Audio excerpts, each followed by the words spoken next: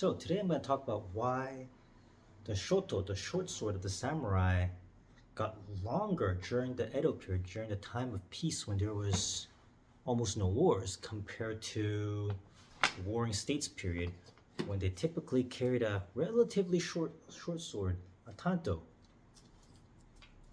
So I'm going to explain my take on it, or what I've observed. Generally, during the times of peace, a samurai's main weapon, is their katana, or the uchi katana to be exact. So swords back then were typically, more prone to breaking, bending, and getting damaged as to the swords we have in modern reproduction. So if you're in a metal fight, your sword breaks. Would you rather have this? You can't even parry with this. If someone came at you with a sword, try blocking. You get your hand chopped off, or the short sword knocked right out of your hands. It'd be almost utterly useless. You might as well kill yourself with this to save yourself from the suffering. But where something longer, wakizashi, you could parry, right? You could block. You could close the distance. You could actually have a fighting chance in defending yourself.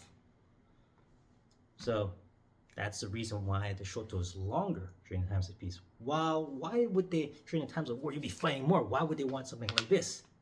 Why?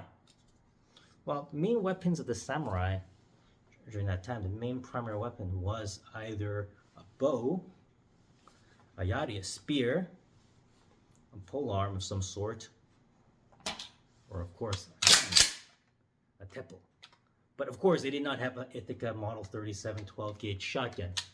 They had an arquebus. And their katana was their secondary weapon.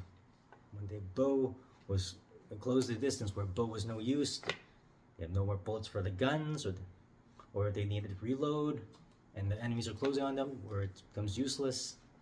This is where they turn to, or their main polearm snaps or breaks. This is where this the backup weapon comes in. And why would they carry this? The main reason is that time, during the times of war, most of the samurai were armored. So to fight against armored opponents, slashes, there's literally just limited spots you get, where the neck, maybe the arteries behind and the inner thighs, but it's very limited spots. Where thrusting at the gaps, there's a lot more gaps in armor. Throat, under armpits, the groin, the leg, behind the knee.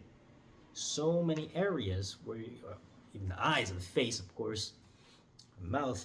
There's so many places you could go for, and especially when you close the range into grappling distance, you could jam this into a crevice into your enemy and end them rightly.